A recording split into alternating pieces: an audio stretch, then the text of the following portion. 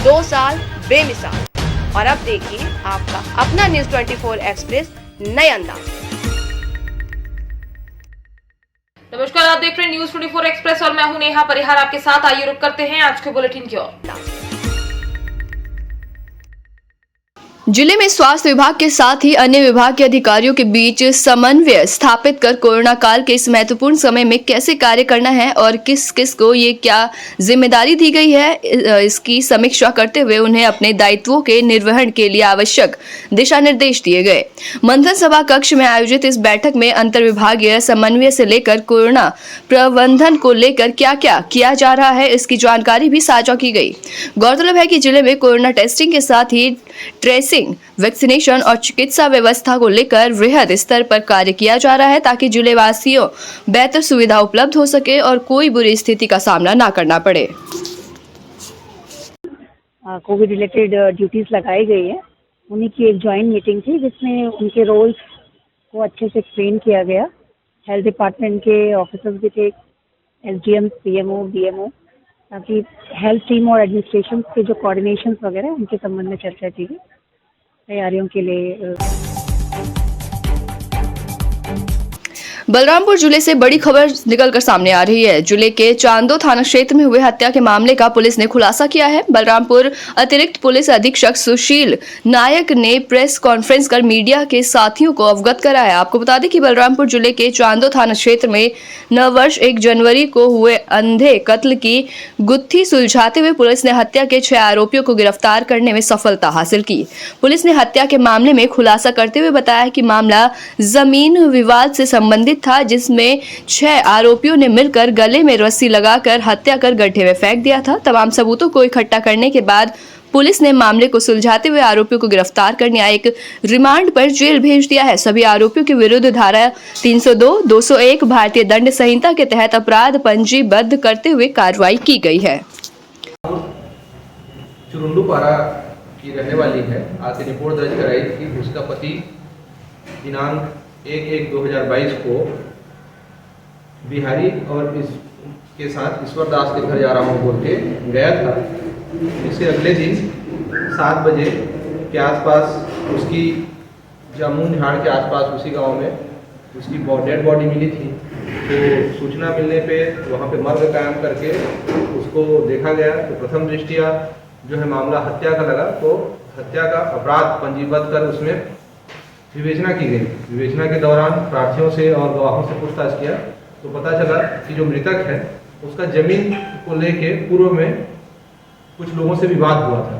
उस विवाद के संदेहियों को लाके सख्ती से जब पूछताछ किया गया तो जमीन विवाद को लेके उसकी हत्या हुई है, ये चीज सामने आया। इसमें जो हत्या हुई वो जीवन प्रकाश किस्पोट्टा पिता सदरक किस्पोट्टा के घर में हुई थी और इसमें इस घटना को अंजाम देने में जीवन किस्पोट्टा, पिता विभा किस्पोट्टा, जीवन प्रकाश किस्पोट्टा, जयंत किस्पोट्टा, चांदमणि लकड़ा, प्रमिला किस्पोट्टा और अनुरंजन किस्पोट्टा, कुल 6 आरोपी का नाम सामने आया है, जिसमें अपराध क्रमांक 1/2022 थाना चांदोगा कायम करके धारा 302, 201, 450 और 35 भादवी कायम करके विवेचना में लिया गया है और आरोपियों की गिरफ्तारी हुई है, उनको रिमांड पे भेजा जा रहा है। सर, इसमें सर जो मृतक के परिजन है उनका आरोप है कि जो मृतक है वो जो आरोपी हैं उनको मवेशी बनाते हैं, मतलब गौ मांस बनाते खाते देख लिए थे, इसलिए उसमें हमला न करके उसको मार दिया। जो हत्या हुई है वो जमीन विवाद को लेके हुई है, ये मेमोरेंडम में आरोपियों के भी आया है और इसके हिसाब से उन लोगों की गिरफ्तारी हुई है। हाँ, एक ऐसी रिपोर्ट जो है गौ हत्या या गौ मांस के संबंध में अलग से उसमें एक अपराध कायम करके 2/2022 कायम करके उसको विवेचना में लिया गया है। उसमें जो भी आरोपी हैं उनकी जल्द से जल्द गिरफ्तारी होगी, लेकिन ये जो हत्या है वो जमीन विवाद को लेकर हुई है। ये जमीन कहाँ की जमीन विवाद है? ये इनका जो शाहपुर चुरुंडूपारा का है, ये इन लोगों का जमीन विवाद है। सर, इसमें कुछ 6 आरोपी के और भी कोई आरोपी हैं? अभी तक के विवेचना में तो 6 ही आरोपी हैं। अगर कोई नया तथ्य आता है तो फिर अलग से आप लोगों को ब्रीफ किया जाए। सर, एक आरोपी महिला का बयान निकल आया था मोबाइल में। सोशल मीडिया पर वायरल हो रहा है, उसने उस बयान में बताया है कि उसने हमें मांस खाते देख लिया था, इसकी वजह से हमने उसकी हत्या की है। नहीं, मेमोरेंडम में जो आया है वो जमीन विवाद को लेके ही आया है। Thank you.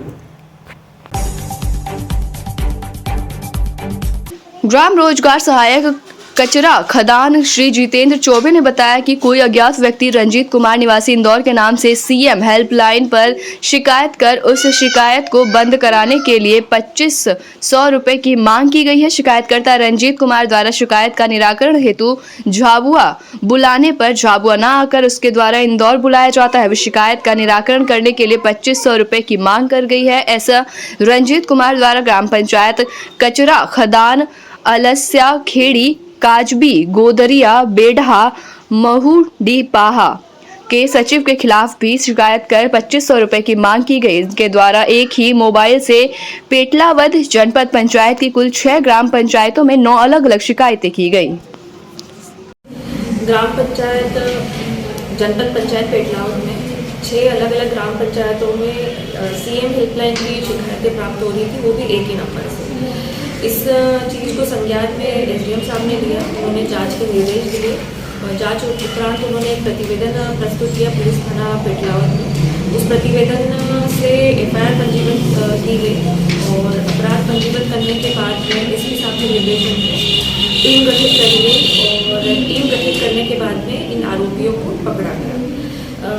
इसमें एक जो आरोपी है अमन पिता राम गोपाल वर्मा, ये निवासी खरगोन का है और इसी के खाते में पैसे ट्रांसफर करते हैं। ये क्या करते थे, सीएम हेल्पलाइन करते थे और फिर सीएम हेल्पलाइन बंद कराने के लिए पैसों की डिमांड करते थे। तो ऐसा उन लोगों ने जो अपनी जनपद पंचायत है उसमें 6 पंचायतों में किया है और इसी तरीके से अलग अलग जिलों में उन्होंने इस टाइप की घटना को अंजाम दिया। इसके साथ में अमन के साथ में 2 और लोग हैं जिनका नाम राहुल और मनीष है। ये तीनों मिलकर इस गिरोह को चलाते थे। कुल कितने रुपयों का पर्दाफाश हुआ है? अभी तक अपन को इसमें 6 जिलों में इन लोगों ने 76 सीएम हेल्पलाइन करी है। झाबुआ जिले में ही इन लोगों ने 21 सीएम हेल्पलाइन कर रही है।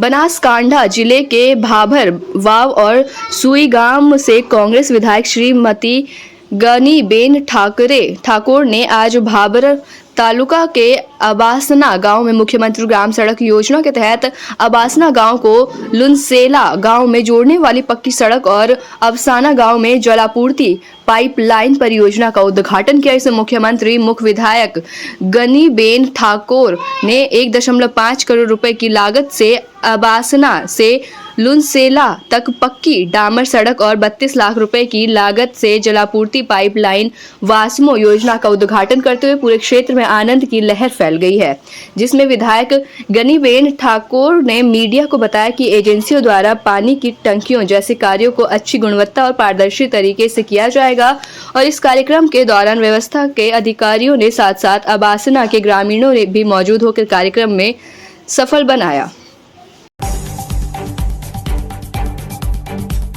जबलपुर में 155वें स्थापना दिवस पर जबलपुर के प्लेटफॉर्म क्रमांक 6 पर स्वास्थ्य शिविर का आयोजन किया गया। इस आयोजित हुए शिविर में ट्रेनों से उतरने वाले प्लेटफॉर्म पर आने वाले सभी कुली एवं वेंडर्स का स्वास्थ्य शिविर में चेकअप किया गया। इस स्वास्थ्य शिविर में बढ़ चढ़कर लोगों ने अपने स्वास्थ्य से संबंधित बीमारियों का चेकअप कराया और मौके पर ही निःशुल्क दवाइयां भी उन्हें वितरित की गई। रेलवे के 155वें स्थापना दिवस के कार्यक्रम में रेलवे जीआरपी के डीएसपी रविंद्र गौतम, निरीक्षक सुमन विश्वकर्मा, एडिशनल एसपी प्रतिमा पटेल सहित बड़ी संख्या में रेलवे और जीआरपी के सभी पुलिसकर्मी एवं रेल डॉक्टर सहित अश्विनी हेल्थ केयर के डॉक्टरों की पूरी टीम ने सभी आने वाले उपस्थित आमजनों का चेकअप किया। आज हमारे रेल यात्री सुरक्षा सप्ताह का 6ठा दिन है और आज इसमें मेडिकल कैंप लगा, जैसा कि आप देख रहे हैं। सभी डॉक्टर्स उपलब्ध हैं यहाँ पे और जांच कर रहे हैं उसका, पैथोलॉजी से लेकर आर्थोपेडिक्स तक, और अपनी सुविधाएं अनुसार लोग आ रहे हैं। बेंडर है, कुली है और जो भी रेलवे स्टेशन में निकल रहा है, अगर उनको कोई मेडिकल एड चाहिए तो वो यहाँ मेडिकल एड प्राप्त कर रहे हैं। और अगला दिन कल है, 7वां दिन है और उसमें सारे आरपीएफ वगैरह अधिकारी हैं, सारा उनका मिलन समारोह, उसमें प्रेस वाले रहेंगे और अधिकारी कर्मचारी रहेंगे आरपीएफ के और हमारे पुलिस ऑफिसर्स रहेंगे शामिल उसमें। मतलब मेरे एसपी साहब रहेंगे यहाँ पे, और PHQ भोपाल में तो अलग है कार्यक्रम है। यहाँ हमारे एसपी साहब होंगे, आरपीएफ के कमांडेंट सर होंगे, आरपीएफ के असिस्टेंट कमांडेंट हो गए, हमारे डीएसपी साहब हो गए, और कुछ इंटेलिजेंस विंग वालों को मैंने कॉल किया है, आर्मी वाले वो भी हमसे संपर्क रखते हैं, तो वो आएंगे यहाँ पर। और मेडिसिनल एसपी रेलवे प्रतिमा पटेल जो। मैं श्रीमती मीना पांडे आज मध्य रेलवे के द्वारा 155वां स्थापना दिवस पर अश्विनी हेल्थ केयर द्वारा डॉक्टर सरिता जी के द्वारा यहाँ पर लोगों का ट्रीटमेंट किया जा रहा है, उन्हें अवेयर किया जा रहा है, उनका ग्लूकोज लेवल, उनका बीपी लेवल देखकर उन्हें अवेयर कर रहे हैं हम लोग कि कुछ अपने स्वास्थ्य का वे ध्यान रखें। साथ में बढ़ती हुई बीमारी को देखते हुए हम लोगों ने ये स्टेप लिया और उसमें हम लोग काफ़ी हेल्प कर रहे हैं मध्य रेलवे पुलिस की। उनका 155वां स्थापना दिवस है, उस पर हम लोगों को अवेयर कर रहे हैं। उनका जो भी दवाइयों में उनको कुछ विटामिन्स की, कुछ कैल्शियम, कुछ जैसे लीवर से संबंधित वो बहुत ज़रूरी है, जो मोशन वगैरह ठीक नहीं रहता उसके लिए प्रॉपर दवाइयाँ भी दे रहे हैं हम लोग। और इस तरह से उनका स्थापना दिवस पर और अश्विनी हेल्थ केयर उनकी हेल्प कर रहा है। मैं डॉक्टर सरिता साहू के साथ मीना पांडे। वक्त हो चला है एक छोटी सी ब्रेक का, फिर मुलाकात होगी ब्रेक के बाद।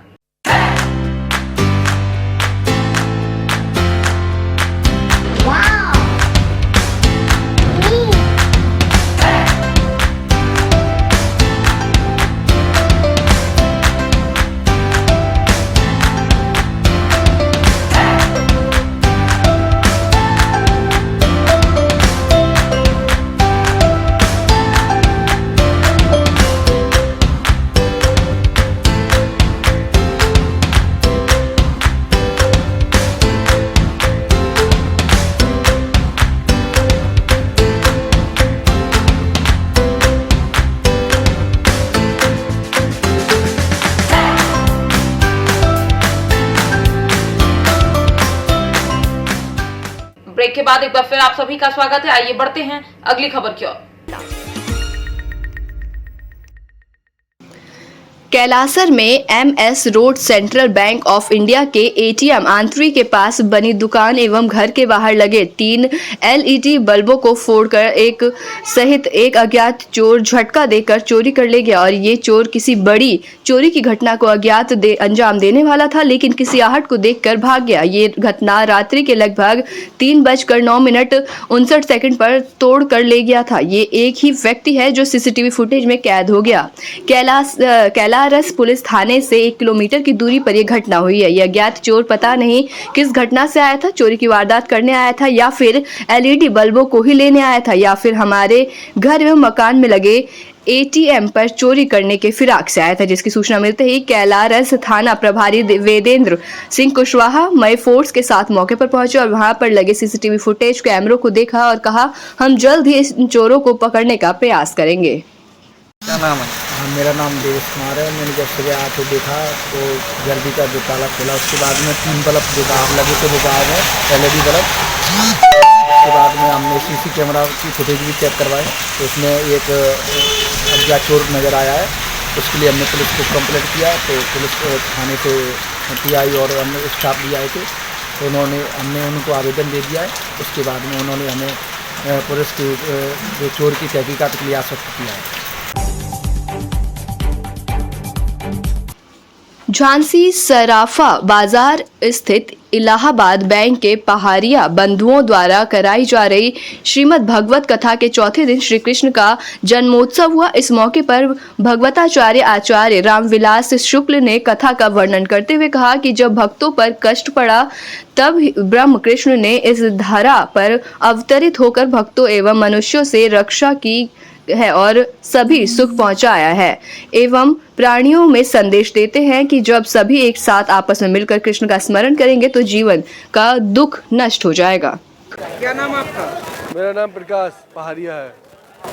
आज आप लोगों के द्वारा कथा करवाई जा रही है, इससे आप लोगों को क्या सीखने को मिला है और क्या आपके जीवन में आगे उन्नति होगी? कथा हमारे पुराणों के हिसाब से करी जाती है और हम लोगों को इससे मन की शांति होती है और हम लोगों को सुख प्राप्त होता है इससे। लगभग कथा 3 तारीख से शोभा यात्रा चालू हो गई थी और उस दिन से कथा कही गई थी और कथा का अंतिम दिन 9 तारीख है और 10 तारीख को हमारे यहाँ पे अच्छा भंडारा होने वाला है। आज महाराज के द्वारा कृष्ण जी का जन्म कहा जाएगा, जिसमें हमारे यहाँ पे कृष्ण का जन्म होगा और लीलाएं होंगी। आचार्य राम विशाल शुक्ल। आज कथा का कौन सा दिन है? आज आपके द्वारा क्या कथा आयोजित की जाएगी? आज श्रीमद् भागवत जी का चतुर्थ दिवस है।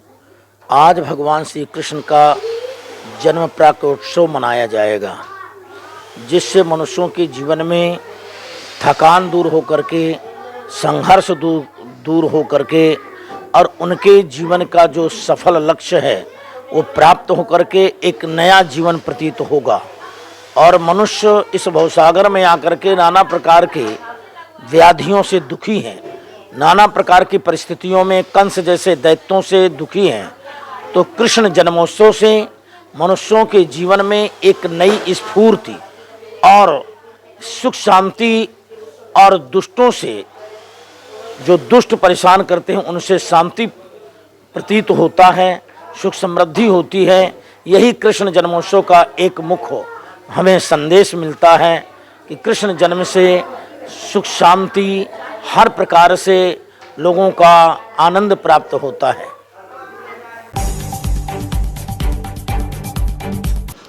मास्क नहीं पहनने वालों के विरुद्ध सख्त कार्रवाई के कलेक्ट्रेट द्वारा निर्देश दिए गए। रतलाम 6 जनवरी 2022 कलेक्ट्रेट कुमार पुरुषोत्तम ने कोरोना संक्रमण नियंत्रण के दृष्टिगत जिले के सभी एसडीएम और राजस्व अधिकारियों को निर्देशित किया है कि जो भी व्यक्ति बगैर मास्क के नजर आए उसके विरुद्ध सख्त कार्रवाई की जाए। कलेक्ट्रेट ने निर्देश दिए हैं कि दुकान, रेस्टोरेंट इत्यादि व्यावसायिक प्रतिष्ठानों, व्यापारिक प्रतिष्ठानों में भी मास्क नहीं पहनने वालों के विरुद्ध कड़ी नजर रखी जाए और एक्शन लिया जाए।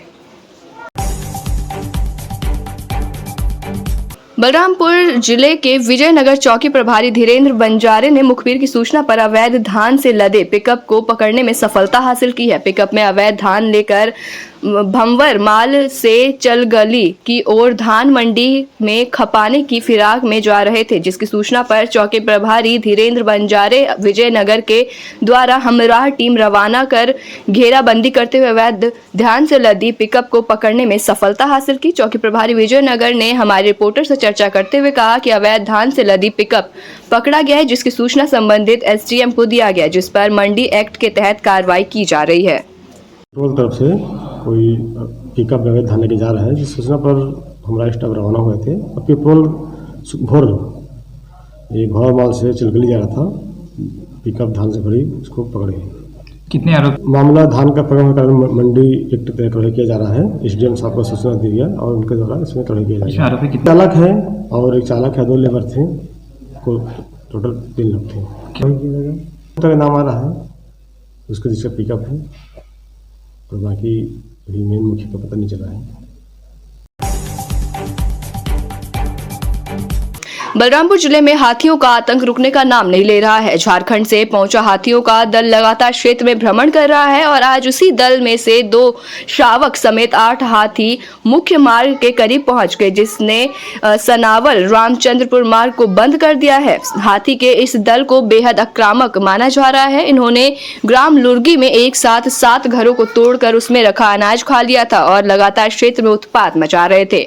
हाथियों के आतंक से ग्रामीण बेहद भयभीत है और रात भर रत जगह करने को मजबूर हैं। ग्राम लुड़की के पास के मुख्य मार्ग में आज सुबह से हाथियों का दल भ्रमण कर रहा है। कोई अनहोनी ना हो इसलिए दोनों तरफ से रास्तों को बंद कर दिया गया।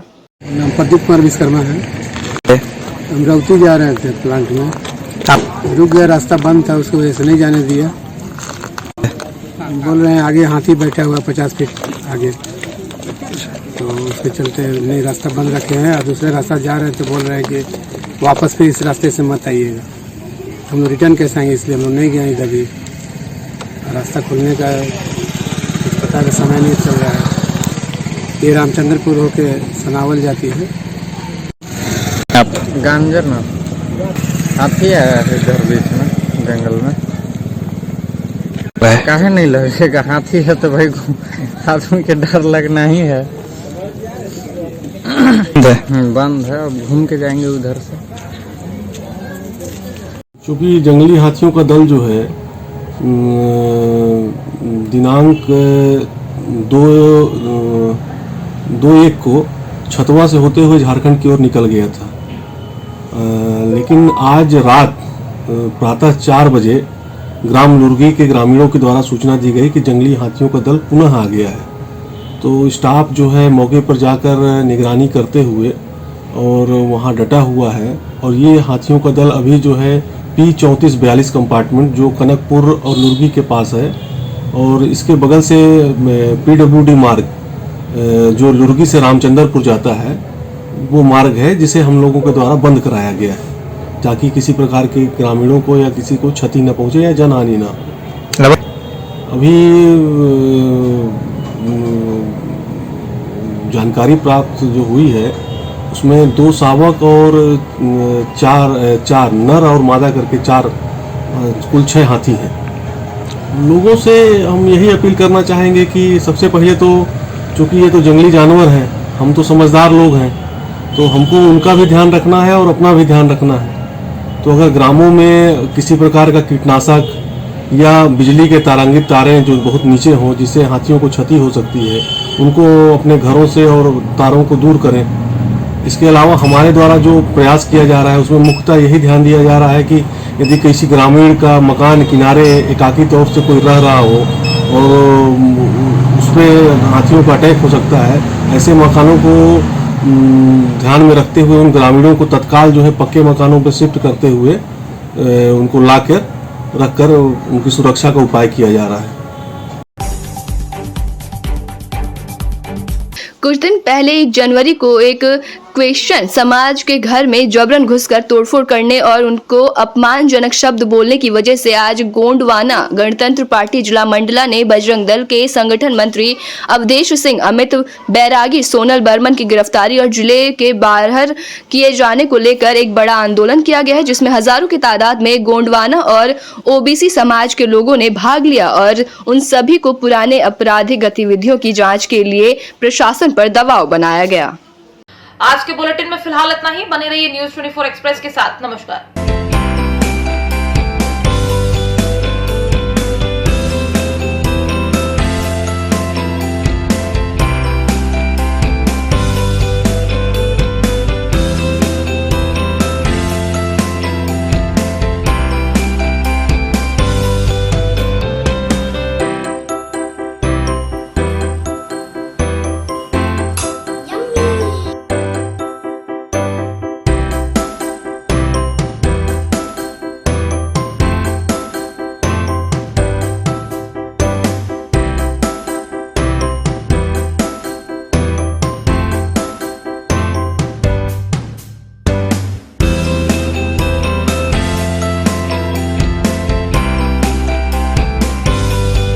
एक्सप्रेस के 2 साल बेमिसाल।